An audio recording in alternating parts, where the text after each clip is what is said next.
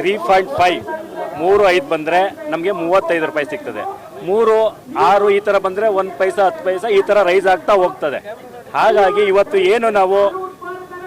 ಏನು ಇಡೀ 6 ಕೋಟಿ ಕನ್ನಡಿಗರಿಗೆ ಇವತ್ತು ಏನು ಪ್ರೋಟೀನ್ ಯುಕ್ತ ಹಾಲನ್ನು ಇವತ್ತು ನಾವು ಕೆಲವೇ ಲಕ್ಷಾಂತರ ಮಂದಿ ಮಾತ್ರ ನಾವು ಉತ್ಪಾದನೆಯನ್ನು ಮಾಡ್ತಾ ಇದ್ದೀವಿ. ಇವತ್ತು ಪೆಟ್ರೋಲ್ ಬೆಲೆ ಡೀಸೆಲ್ ಬೆಲೆ ಜಾಸ್ತಿ ಮಾಡಿದ್ದಾರೆ, ಇವತ್ತು ಹಾಲಿನ ದರ ಮಾತ್ರ ಕಮ್ಮಿ ಇದೆ.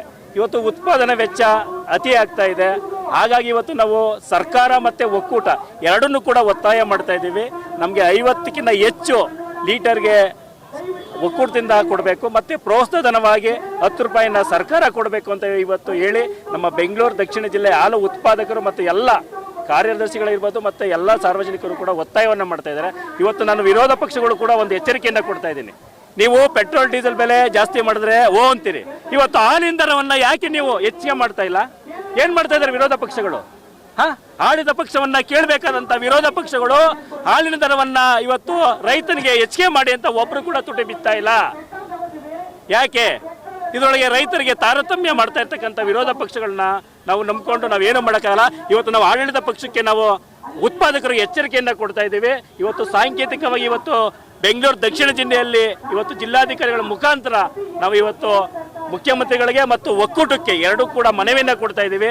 ಇದು 1 ತಿಂಗಳಲ್ಲಿ ಏನಾದರೂ ಅವರಿಗೆ 1 ತಿಂಗಳ ಗಡುವನ್ನು ಕೂಡ ಕೊಡ್ತಾ ಇದ್ದೀವಿ. ಏನಾದ್ರು ಅವರು ನಿರ್ಧಾರ ತಗೊಂಡಿಲ್ಲ ಅಂದರೆ ಇವತ್ತು ವಿಧಾನಸೌಧ ಮತ್ತು ಬೆಂಗಳೂರು ಒಕ್ಕೂಟವನ್ನು ಮುತ್ತಿಗೆ ಹಾಕುವಂಥ ಕೆಲಸವನ್ನು ಕೂಡ ನಮ್ಮ ಉತ್ಪಾದಕರು ಮಾಡ್ತೀವಿ ಅಂತ ಹೇಳ್ತಾ ಇವತ್ತು ಮಾಧ್ಯಮದ ಮುಖಾಂತರ ನೀವು ಎಚ್ಚರಿಕೆಯನ್ನು ಕೊಡ್ತಾ ಇದ್ದೀವಿ. ದಯಮಾಡಿ ರೈತರು ಸಂಕಷ್ಟದಲ್ಲಿದ್ದಾರೆ. ಇವತ್ತು ಬರಗಾಲ ಬಂದಿದೆ, ಮಳೆ ಇಲ್ಲ, ಹಸುಗಳಿಗೆ ಮೇವು ಅಣಿಸೋದೇ ಕೂಡ ತುಂಬ ಕಷ್ಟ ಆಗಿದೆ. ದಯಮಾಡಿ ಹಾಲಿನ ದರವನ್ನು ಹೆಚ್ಚಿಗೆ ಮಾಡಬೇಕು ಅಂತೇಳಿ ಒತ್ತಾಯವನ್ನು ಕೂಡ ಮಾಡ್ತಾ ಇದ್ದೀವಿ.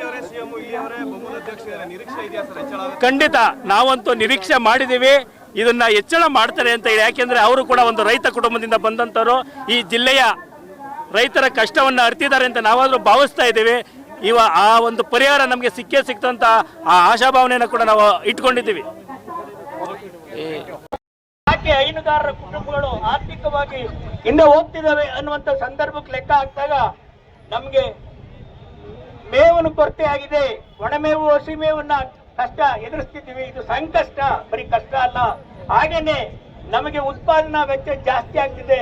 ಎಲ್ಲ ಸ್ನೇಹಿತರು ಮಾತನಾಡಿದ್ರು, ಬೀಡ್ಸ್ ಬೆಲೆ ಜಾಸ್ತಿ, ಹಾಗಾಗಿ ಬಹಳ ಕಷ್ಟ ಆಗ್ತಿದೆ ಎನ್ನುವಂತ ವಿಚಾರ ಹೇಳಿದ್ರು. ನಮಗೆ ರಸಮೇವು ಮಾಡಿಕೊಳ್ಳಿಕ್ಕೆ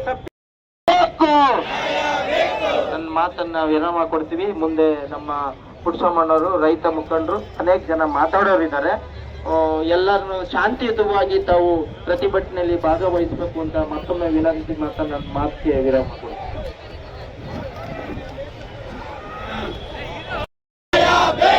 ಬೇಕೇ ಬೇಕು, ರೈತರ ಹೋರಾಟಕ್ಕೆ, ರೈತ ಮಕ್ಕಳಿಗೆ, ಹಾಲು ಉತ್ಪಾದಕರಿಗೆ